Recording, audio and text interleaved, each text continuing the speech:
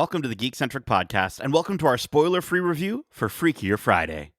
Change the hearts you know are wrong to reach the place where you belong.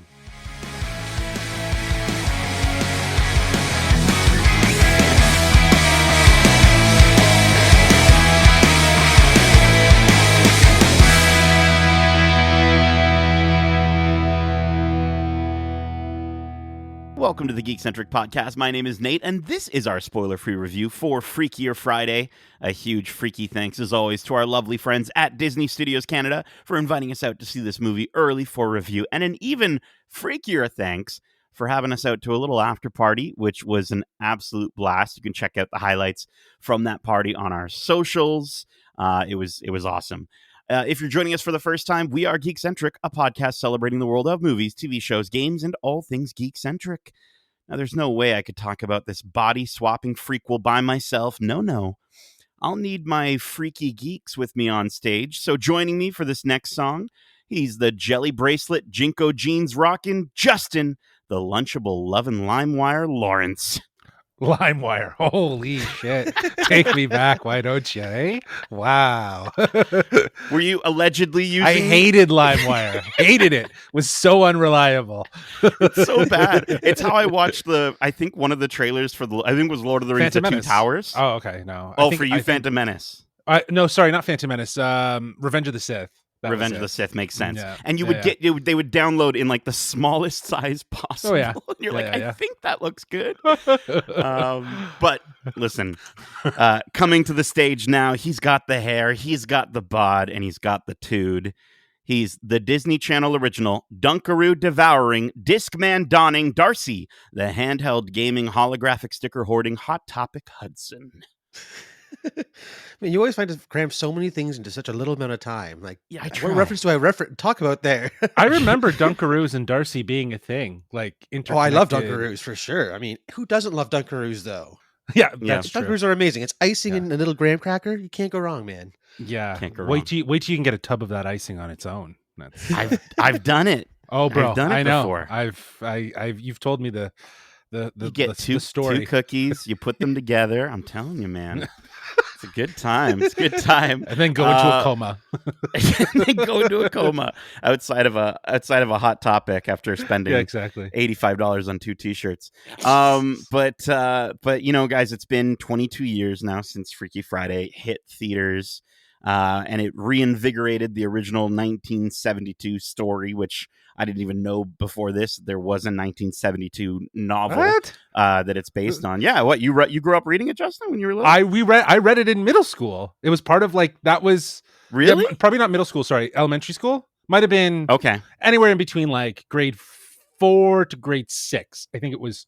That's why it was such a big deal when this movie came out. I was like, I remember reading it. It's like when you would read like a Roald Dahl book, and then suddenly you have James and the Giant Peach, right? Like it was read those things. So sorry that my literary experience, which is very minimal. It's very minimal.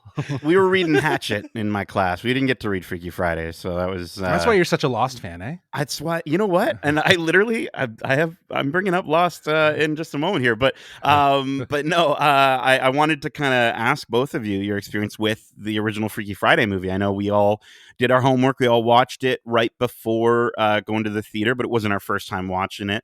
So I want to know what were you wearing Jinko jeans? Did you see the movie in theater, and what music were you listening to on the car ride there? Well, I remember going with my mom.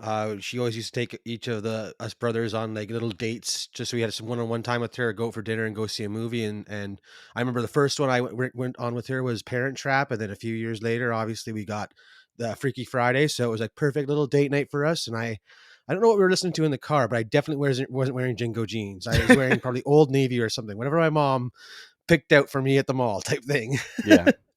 Yeah, 2003. I think I was just graduating university that year. Or no, university, high school. Jeez. I hadn't even stepped into to university at this point. So high school life. Jeans, probably not whatever brand you just said. Jinko. I Something think it's an American thing. I don't know. I looked up early 2000s things.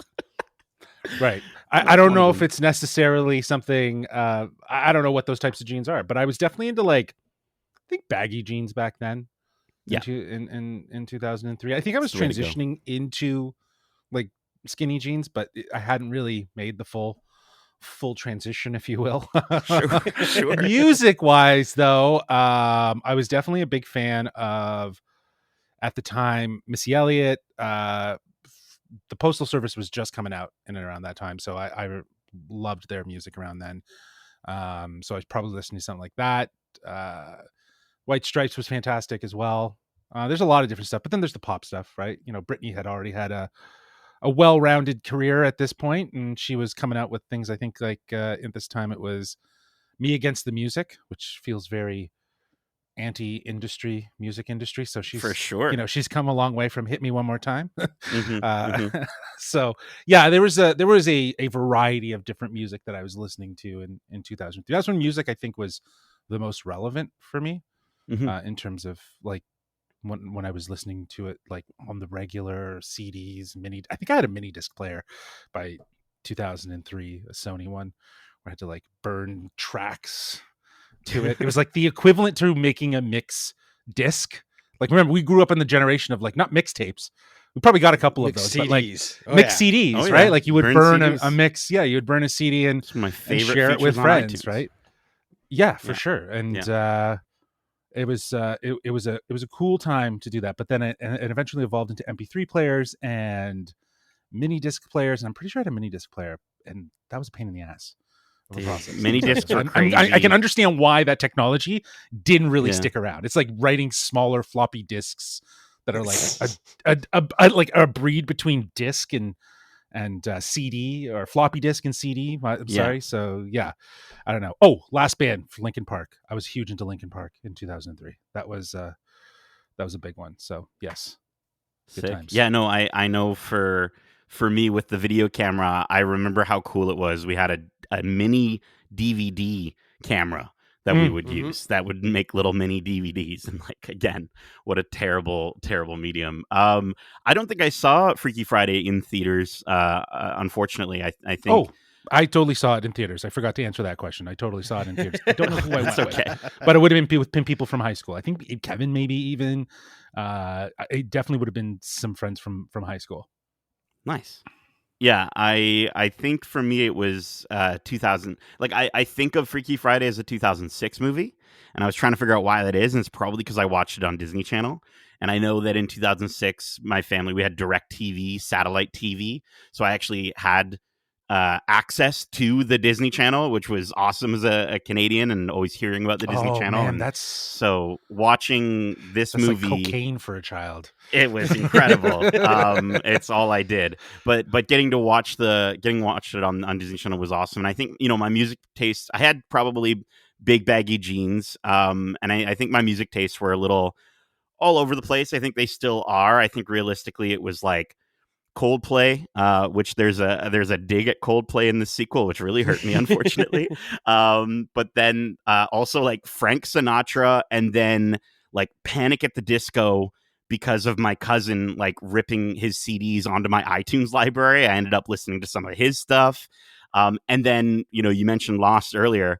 Lost was, you know, 2004, and so me not seeing this movie till 2006, I think I was probably listening to any of the music that was the first two seasons of Lost. So any of the additional songs besides Michael Giacchino's score, I was. Let's just say nobody wanted to use any of my devices with shuffle ever. They never wanted to pop onto my iTunes library and hit shuffle, because it would just be like, what are we listening to now? What is this? It's funny that you were talking about what was on the radio, and this movie is all about, you know, the older bands, and that's definitely what I was probably getting into at this time, starting my deep dive into AC/DC and Rush and all my favorite classic rock bands. But yeah, no, I mean, music growing up was one of my favorite things to go to, and that's one of the cool things about this movie or these series, is that music is such a big part of it, that I love that it's still relevant because everyone loves music. Like, yeah. I mean, you want to find a way to relate to people. It's through music, and I think especially when we're talking about different eras, 2003 and now 2025. I think you're absolutely right. I think that's one of the best parts about this movie, and one of the one of the things that really adds to the vibe of this film, which we're going to talk about in just a moment. But first, let's get to the synopsis. In Freakier Friday, Jamie Lee Curtis and Lindsay Lohan reprise their roles as Tess and Anna Coleman. The story picks up years after Tess and Anna endured an identity crisis. Anna now has a daughter of her own and soon-to-be stepdaughter.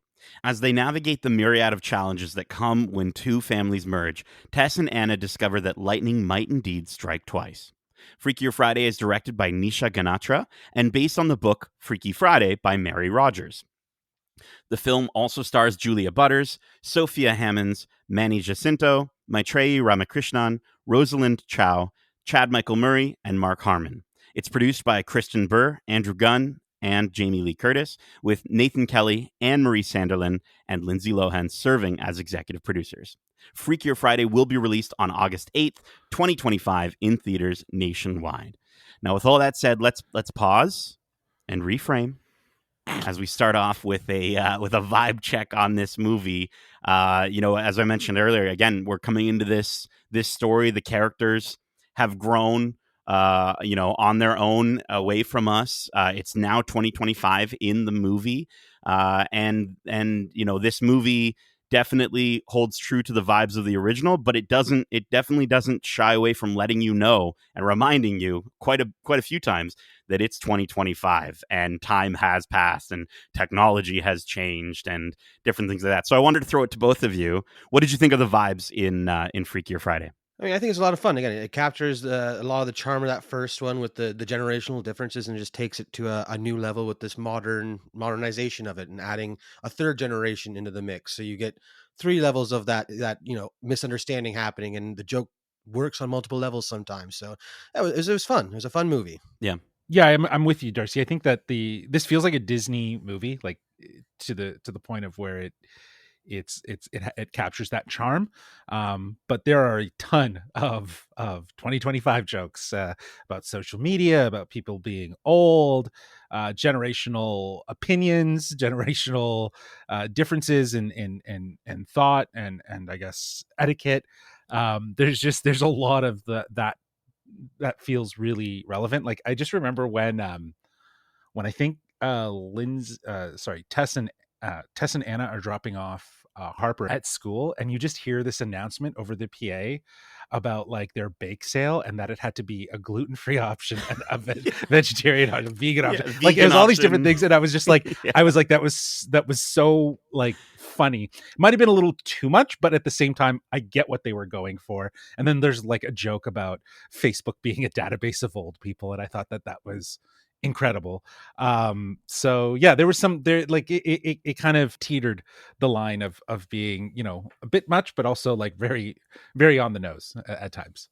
Yeah, I think in like the first like maybe 2 minutes of the movie, FaceTime, Instagram stories, and podcasting are all referenced, which is great. And I think, Tess now recording her own podcast, I certainly popped off for that. I was excited to see that. And as we've been, doing this podcasting thing, it was great to kind of see her doing that as well. And I also love that they kind of showcased very quickly and established very quickly in the movie that Tess and Anna are still doing what they love, but in a very natural way that would, has grown with them.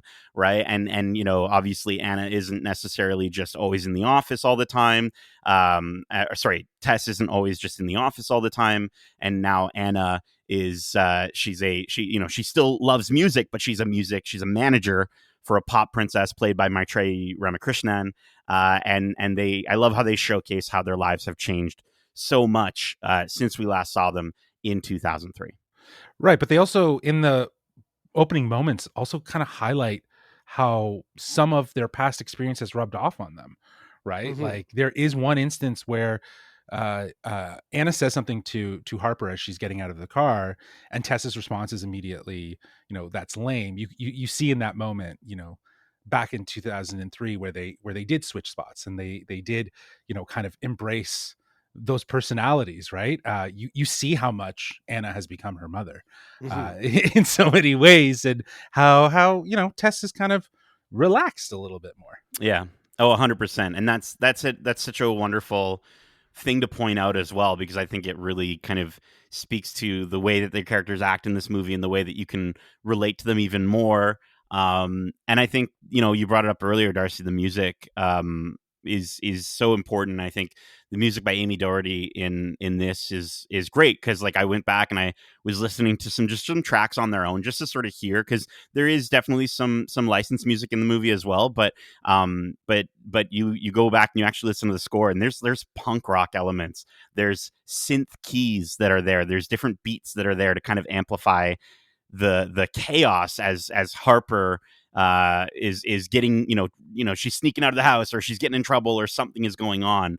And we do still get some of those songs from the original films as well, and they sound just as good as they always have. But it was nice to sort of hear the score reflective of sort of the licensed music as well. It wasn't just like sort of orchestral or anything like that. It actually was. Yeah, it felt mixed like it in. Was. Yes. Yeah. It mixed it in a really smart way. And I think, you're absolutely right. I think the score, it captures the spirit of the original in a lot of ways. You still have that mix of punk rock energy, but like those sort of 90s early Y2K heartfelt ballads. Do you know what I mean? Like that kind of highlight specific moments.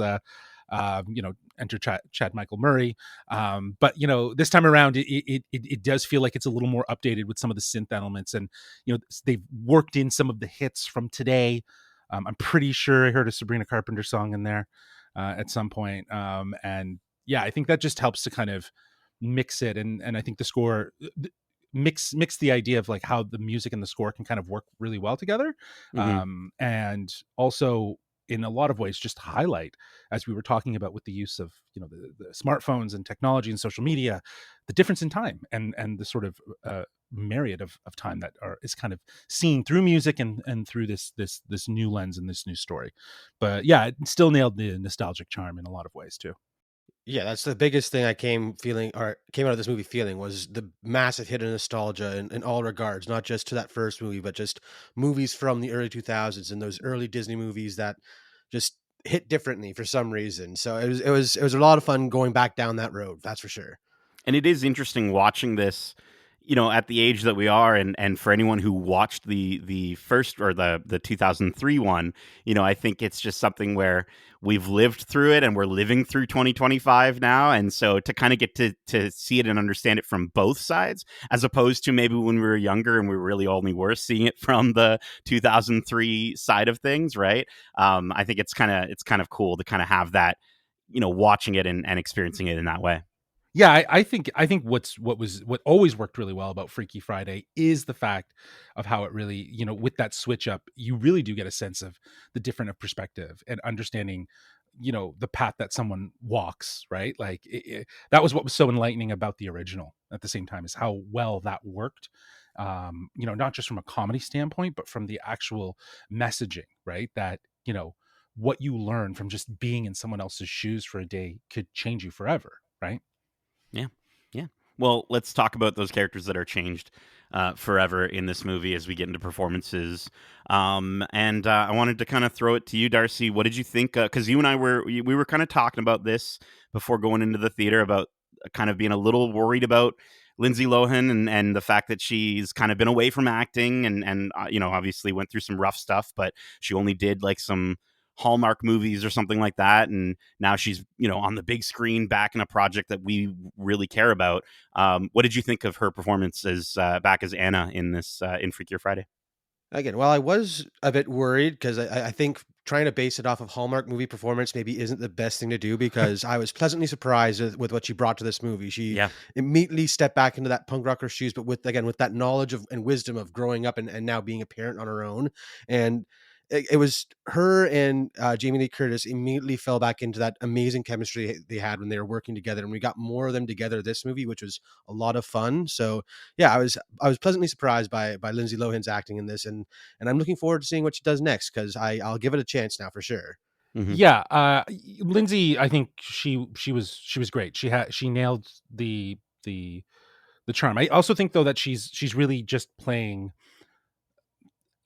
another version of herself from that 2003 movie, but to a different degree as Harper, and it feels somewhat updated though for this time frame, right? Like, just in terms of Harper's personality versus Anna's personality back in 2003, and you can see even in that the generational difference of how she grew up versus how Harper is growing up. So yeah, I think this was actually probably the best way for her to kind of do more of a big comeback for her acting, is to kind of find a way into it. So she's kind of playing another version of a character, it feels like, to a certain degree, from 2003 as Anna. And also that this is probably the best way for her to kind of make more of a bigger comeback into the acting, into like more serious acting, I think, because like you said, guys, like the Hallmark movies are probably not the best sense of judgment for her potential acting career, but they might be like soft little steps to get to a Freakier Friday, and then who knows what she'll do next. And even if she wants to, really, at the end of the day, like, this might just have been a fun thing for her to revisit and do, partially because she's doing it with Jamie Lee Curtis. Yeah, I think you're nailing it. I think the biggest element that works so well, especially for like the earlier part of this film, is the fact that she's a mom, right, in real life, and she's pulling from that, and she's talked about that in interviews, and you can see it on screen. You can see it through her that she's lived some of these experiences of dealing with a kid, right? And so I think it's I think she's a lot of fun to watch, and I think like you said, Justin, her doing the body swap thing again with a teenager, the moment you start seeing her and Jamie Lee and the chemistry that they have on screen together, all the reservations for me just dropped instantly. I didn't feel like I was watching someone who, again, had only been in Hallmark movies. I felt like I was just watching Anna and then Harper, and it was really, really, really well done. So huge kudos to her, huge shout out to her. Yeah, and like you were saying, like the fact that she is a mom and she was able to bring so much of that into it, you really see it in the moments when she's Anna, how much of a mom she's become. Do you know what I mean? Like, she's definitely embraced that role, and it's funny because we saw her in how she was in 2003 as this punk rock teenager, and boy, has she come a long way to kind of suddenly be her mother. It's sort of ironic, right? I guess everyone who is a parent and has had parents, you want to kind of do better than their parents, in the sense of like, maybe, just doing things a bit differently in case it, but you end up finding a way of just being your parents again. It's funny, right? So absolutely. Well, speaking of the parents, Jamie Lee Curtis back as Tess. Let's dig into it. I want to throw it to both of you. What did you think of her return to the character of Tess Coleman? Yeah, I thought Jamie Lee was a standout in this one, and she knew how to be there while also just allowing the stage to be really shared by everyone else. So she really kind of tied things together for me. And I think, like, it's just the way she embodies a teenager, right? Specifically Lily. And I think it's hilarious, right? We were talking about this. I could have sworn that I saw a trailer where she was putting on a British accent, and that threw me for a loop. I was trying to find that trailer again. Maybe I imagined it, or maybe it was just the fact that she is talking American but using British slang, which is so jarring. And I thought that was so smart, right? Like, to kind of really play that up, and that, the internal Lily freaking out about that. But we also got to see like a way more laxed version of Tess with Lily inside of her, which was great. More so than obviously Anna in 2003, but here it was like, it really went there in terms of having fun with it. And yeah, Jamie Lee totally commits, and it pays off. And I think that she's just having an absolute blast doing it. And yeah, I appreciated that. Yeah. I mean, one thing I've always loved about Jamie Lee is how open and upfront she's been about aging and how much she makes light of it as she's getting older. And this movie, it just seems to be one big joke for her, and that she gets to have the blast just making fun of the fact that she's getting older and what she thinks teenagers would think in her body. Just all these things work so well to just a great performance. And yeah, again, I think she was a standout from this as well. So but again, Jamie Lee Curtis can do no wrong in my opinion. I love her in so many things. So she's the fine wine of acting, I think, right? Like, I think she's just getting better and better and better and better every time I see her. And I think even in the worst movies, which this movie is way better than Borderlands, but she's always enjoyable to watch on screen. And so seeing her as Tess, oh yeah, she's in Borderlands, eh? Oh yeah. And she was great in Borderlands. Borderlands was awful. She did what she could. She did what she could with what she had, and she's maybe a highlight of that movie. But no, I think getting to see her, as you said, she's stepping out of this role. She's in a role as grandma, but then we still get to also see her as mom, and we get to also see her kind of going the route of the body swap thing and acting like Lily and being silly and just having fun. And I think the biggest thing is when your actors are having fun, your audience is going to have a ton of fun. And I know we were just laughing and smiling, and seeing her as a teenager throughout the story was wonderful and a great way to kind of see her, especially from someone like coming off The Bear, and she's so phenomenal in that show, but it's so intense, her performance in that show and her role in that show. So getting to see her in this was delightful. But obviously we got to talk about the other side of the body swap. Julia Butters and Sophia Hammonds as Harper Coleman and Lily Reyes. What did we think of these two kind of coming in? They're the new Anna of this story. I think they were great. Because they had to embrace the older characters. So, well, starting with Sophia Hammonds, who really had to embrace Tess, right? So you had to be, like what, 70 years old, I think is what they said she was in the film, roughly, let's say. And I think in a lot of ways to see how much Lily changes once she becomes Tess is hilarious. Like her outfit changes, the glasses, her body language. She's all I know, straightened up, and I loved that. I think I think both Julia Butlers and Sophia Hammond, they embraced it. They knew what they were going for. But yeah, I really did like how Sophia really leaned into it. She became that, and the band and the interactions that they had got to have together, discovering their new younger bodies and just in the sense of like what they can do, and like they can't get hurt, or they're having a blast. That was awesome. But then also the downfall of where the adults are reminding them, well, you guys are still kids. So so I thought it was perfect for that. And yeah, Julia was good. I think Julia had to really embrace a lot of the same sort of attributes of this new Anna, and sort of the demeanor and the attitude that she has, where it's very stern, and the sort of breathing exercises, the meditation of it all. I think that they did the right thing. Like they knew what they were doing, and they had fun with it as well. So you can see that everyone was just melding on set when they were performing off of one another. Yeah, I totally agree. I think they did a great job embodying their older counterparts, and just again, a lot of their jokes were going the opposite direction with that. Instead of being stuck in an old body and not being able to move it, so you can move again because you're in the young body, and just the way that they keep playing that up, and it's always a fun time. That we got a bit of that in the first one, but in this one, they just hammer it home how good it is to be young when there are no repercussions for anything you do, basically. And it was really cool how they were having fun doing that. And even at the end, when you get a bunch of the outtakes, you can see the four of them are just having a blast whenever they're together. So that, again, when your actor's having a fun time, the audience is going to have a fun time too. And that definitely is apparent with these two as well.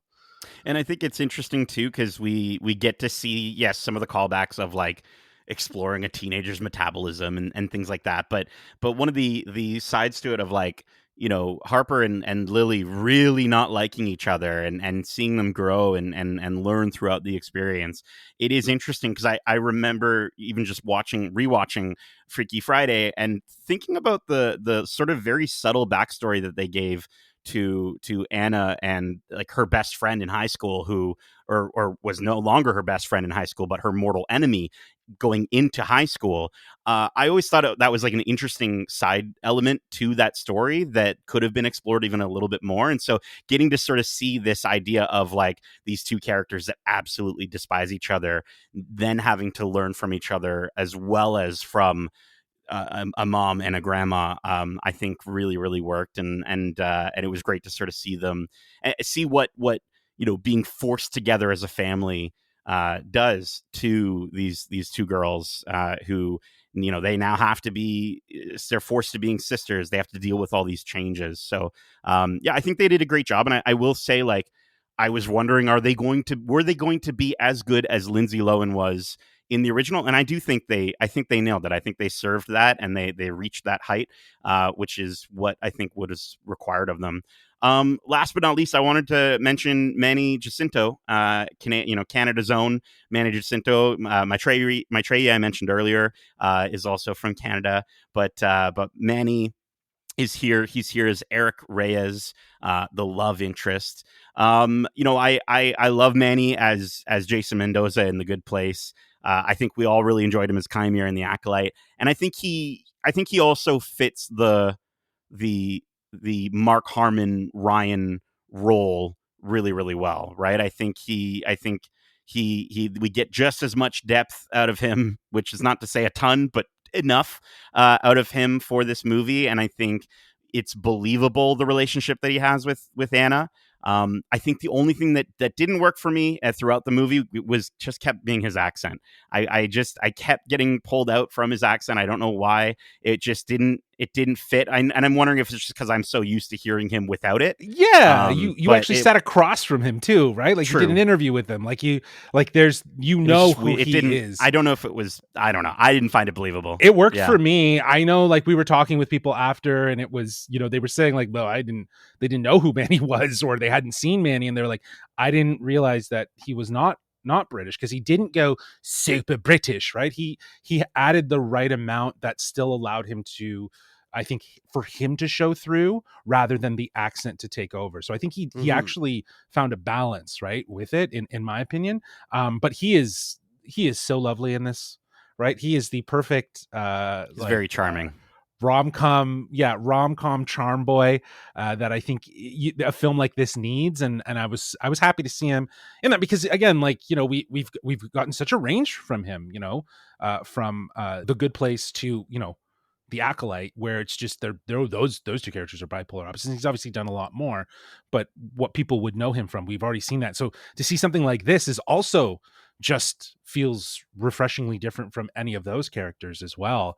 And he gets to embrace his dance side a little bit more. So it was pretty cool. So shirts are tight. I was happy to see him in those dance scenes. Oh my gosh. Yeah. Well, he was looking really Grease Lightning-y, or like, fucking, what was the one with Patrick Swayze and Dirty Dancing? No, Dirty Dancing. Thank you. 10 points to Gryffindor. Yeah, no, I loved him. Again, I'm a big fan for the same reasons you are, Nate. Like, just the roles that most people know him for are the strongest roles he's had, I think, and because they are so memorable, and he is does such a good job of bringing characters to life, and he embodies, again, the perfect man from these rom-coms where you don't, there's nothing you have to worry about him because he's just a good guy, like Mark Harmon was in that first one with Ryan. We're getting it again here, and it was so much fun. So it was a lot of fun to see him. So that's all I have to say. Well, if you're wondering, yes, Chad Michael Murray is in this movie, and yes, he still looks just as handsome. I think he actually looks more handsome. I think he's gotten he's aged like a fine He's wine, aged very well. Oh, yes. Yeah. I literally wrote down in my notes at one point, blonde Prince Eric. There's an outfit he's wearing in a restaurant scene. It's pretty much Prince Eric, and I was like, I couldn't stop looking at him. I referenced the heartfelt, 90s.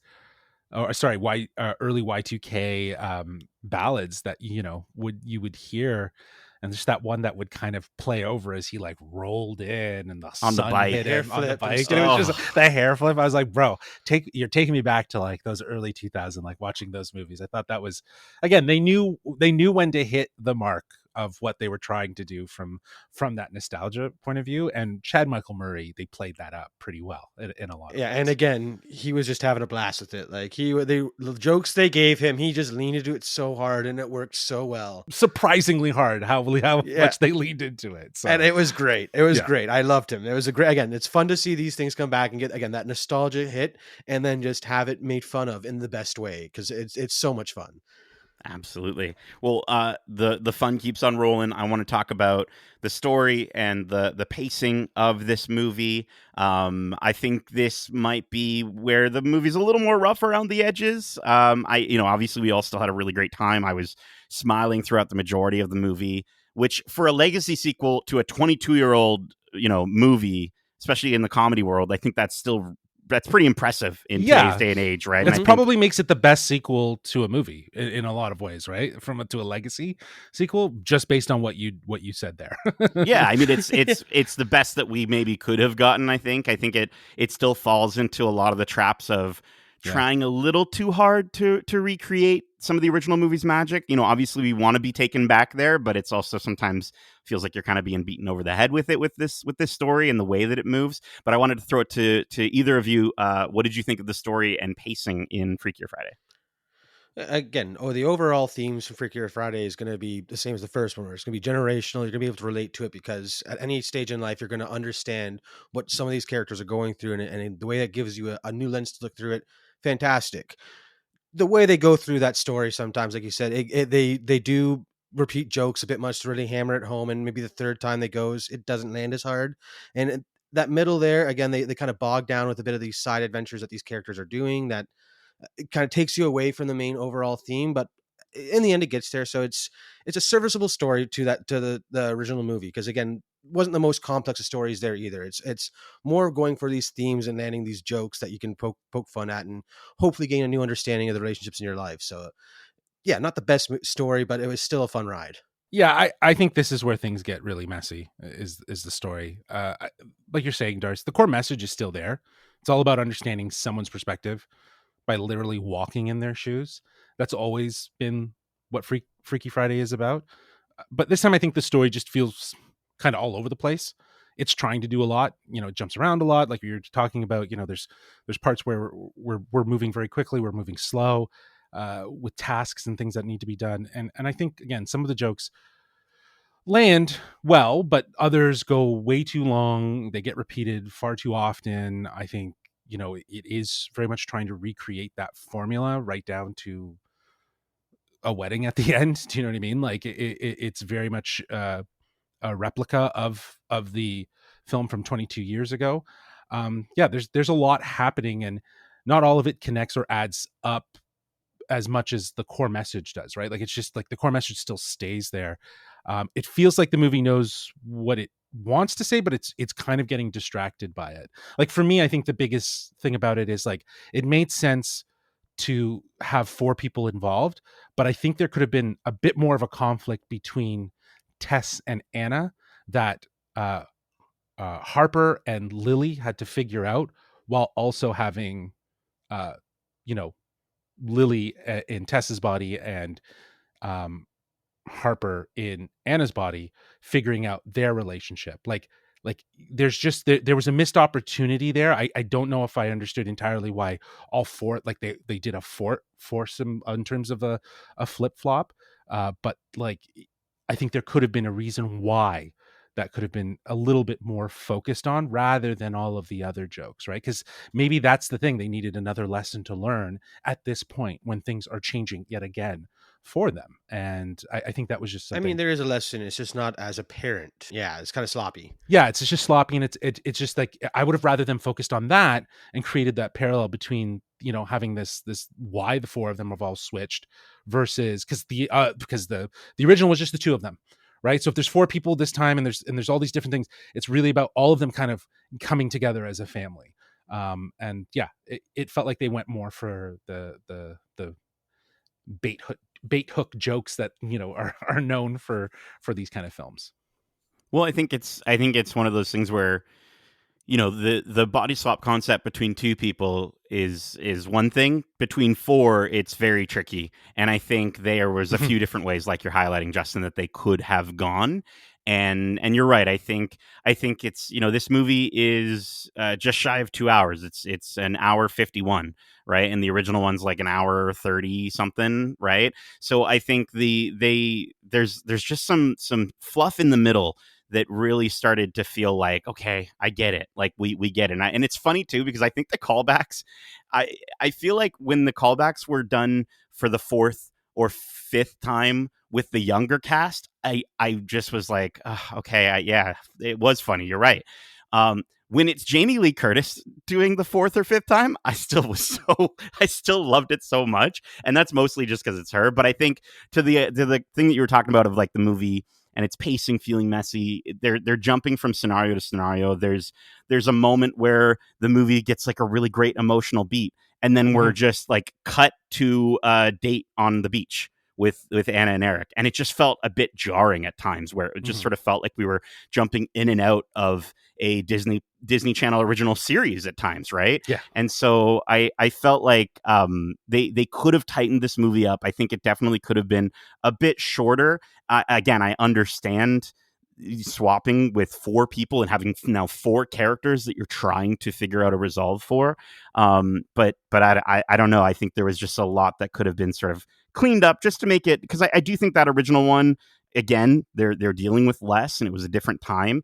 I do think that original one doesn't feel nearly as all over the place. I feel like it is very streamlined, very simple story, and I think this one could have benefited from just trying to stick a little bit more to that while still staying original. I know that's not an easy task, but I still had so much fun with the movie. And even though there were moments where it felt like we were treading water or reliving that same callback 10 minutes prior, it still was a good time throughout. I couldn't help but feel the length of the movie, for instance. Yeah, and I think that's absolutely fair. But to the point of what you're saying, it's a lot of fun. This movie is a lot of fun. And I've got to say, the problems that I have with the story, I'm not surprised, right? Because I don't think I think I was even going with a bit of a lower expectation. Yeah, same. But I was slightly surprised. And it really had a lot to do with the cast that carries it versus the story. So I'm not surprised. I just think that there could have, as we were saying here, is like, there's just an opportunity to really, do the nostalgic play and do the callbacks and even have the same situation, like we said, down to the wedding at the end, but drive a different lesson home with 4 people, right? And what that means for all of them, right? And I think that they got too distracted by everything else, and they just, it loses that perspective, and it becomes a simple, quick resolve that's just focused on Harper and Lily. Yeah, but again, we don't want us to sound too negative. Like, again, obviously we enjoyed it. Let's talk about our final thoughts, and let's give a score to this movie, which we'll be rating on a scale of 1 to 5 body swaps. Justin, I'm going to have you go first. Sure. Like I was saying, at the end of the day, I think Freakier Friday is fun. The performances are incredibly strong. The music gives great energy, and there's some really funny moments, especially in those early body swap scenes. And I think seeing Jamie Lee and Lindsay Lohan back together is the highlight, and the younger cast absolutely holds their own. I think Julia and Sophia are perfect. But as much as I love the nostalgia, like I was saying before, there needs to be more than that just makes this story really kind of click. And I think without a tighter narrative, I think the film doesn't really hold together as much from a story perspective. So yeah, it was an entertaining watch, especially if you loved the original, and I enjoyed the original, and it was because of Lindsay Lohan and Jamie Lee Curtis and their chemistry. So yeah, I think fans are going to love it. Fans are going to adore it. They're not going to see probably a lot of the story problems. They'll just be like, yeah, it's whatever, right? Which is fine, because I think if you're there to see Lindsay Lohan and Jamie Lee Curtis, you will not be disappointed. Just don't expect it to be as polished or focused, right? Like it's not. It's I think critics are going to have a fun time with this movie, because it's either they're going to love it from the perspective of the performances carrying it, or it just feels like it's a total rehash, and it's that. So I'm going to be giving this one a 3.5 out of 5 body swaps. Body swap. I don't know. Yeah, I'm right there with you, Justin. It's a fun nostalgic ride. I'm just moving past what Nate did there, trying to keep going, because you're going to talk about Thank it. you. I love it. But yeah, I totally agree. It's a fun nostalgic ride with a sloppy story. And again, that's kind of all you can really expect. If you're going to this movie, go to see the characters and see these people reunited on screen, because it is a blast. There are a lot of jokes that are funny, and the walk down nostalgia lane is always a good time. And through this lens, it works on so many levels for some reason. Again, the story being the only area where it falters. So I'm right there with you, giving this one 3.5 out of 5 body swaps. Body swap. Okay, you're doing it again. What is it? No, but like, isn't that a thing? What is that thing that I'm thinking of? It's a body swap. I think you're thinking of Body Break. Body Break. Body Break. Thank you. Yeah, Canadian. It's an early 2000s, I don't know. Yeah, but you're saying Body Swap, which isn't the same thing. It more or less just sounds like you have Tourette's. So it's very confusing. I'm combining worlds. This movie is better than it has any right to be as a legacy sequel. And I'm so happy that we're getting honest, fun comedies back in theaters, or at least it feels that way between this and The Naked Gun both being out this month. I think if you're a fan of the original, like Justin was saying, you're going to love this. Like you're going to make this your world. I think for a lot of people, you're going to be obsessed. You're going to be posting your TikToks about it and all that stuff. And I think there's a lot to relate to in the movie, and it's a wonderful sort of twist of the original concept that puts you in someone else's shoes to learn a lesson. I think it does take a little bit of time to get used to the 4-person body swap this time around. Even as we were talking about it in this review, like when we were mentioning certain characters, I was confused. In certain moments, I know. Like, wait, am I talking about Hannah? Or I was like Tess, connecting the dots here, like Lily and Tess and Hannah is. You're doing a math Harper, equation. Yeah, it's tricky, yeah. But I will say, I think you should be able to kind of have it. It'll click about halfway throughout the movie. I think the humor works for the most part. Again, it does get messy, like we were saying. The jokes get repetitive, but it's the cast, and I do think the message and the heart really do come through by the end of the movie.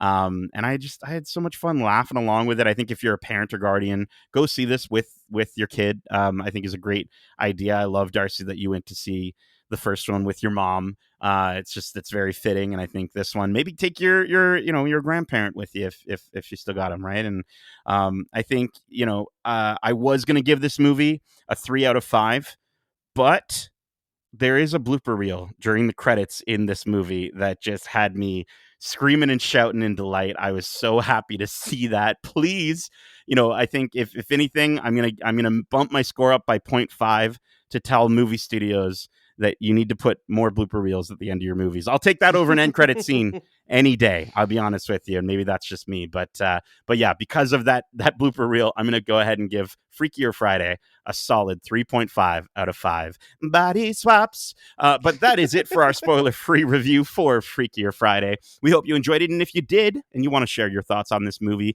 or any of the movies or series we cover, well, let me just swap bodies with Justin real quick so that I, through him, can let you know how you can reach us. Whoa, an earthquake. Whoa. Remember, you're me now. Come on. Action. Well, they can reach us at wearegeekcentric@gmail.com. That's wearegeekcentric@gmail.com. Or they can reach out to us on Instagram and TikTok at wearegeekcentric, or on Twitter at geekcentricyt. Earthquake. Wow. Whoa. Wow. Justin, I got to say, what a life you live. It was so wonderful. But keep in mind, we also have a ton of other great episodes covering the latest in movies and TV shows out now, including our spoiler-filled discussions for Marvel Studios' The Fantastic Four First Steps, James Gunn's Superman, Jurassic World Rebirth, and Marvel Television's Ironheart. Plus, we have our most recent spoiler-free reviews out now as well for FX's Alien Earth, Marvel Animation's Eyes of Wakanda, Marvel Studios' The Fantastic Four First Steps, Marvel Television's Ironheart. We got more than Marvel stuff. We also have Pixar Studios' Elio, How to Train Your Dragon, and Predator, Killer of Killers. Plus, we've got some great interviews to check out, like our most recent interviews with the director of The Fantastic Four First Steps, Matt Shackman, as well as 2 of the cast members from the film, the incredible Julia Garner, who plays Shala Bal, the Silver Surfer, and Ralph Ineson, who plays Galactus. We also have interviews with the cast of the Apple TV Plus original series Foundation Season 3, which is airing right now. Definitely go check that out if you like good sci-fi. And we also have our deep dive interview out with the composer of Marvel Television's Ironheart, Dara Taylor. So catch all those interviews out now, either on your podcast service of choice or over on YouTube at youtube.com/geekcentric. Now, much like, the music featured in the trailer for Freakier Friday, we're also getting HOTTOGO for the Hot Geek Summer, which continues into August with our return to Fan Expo Canada. We're hearing it's going to be an even better year than before, so we are very excited. Stick with us to see all our coverage from the con this year. And I'm stoked to mention yet again, for the first time ever, and just in time for the festival's 50th anniversary, Geekcentric has been accredited to attend the Toronto International Film Festival. So as soon as we figure out what that means, we're going to be sharing our experiences with you all, so you can join us along the way. Again, be sure to subscribe and follow us on all things, because we are Geekcentric and you can be too. Darcy, Justin, thank you so much for joining me for this sick, tight, dope, and rad spoiler-free review. And as we say, love ya. Laters. Peace.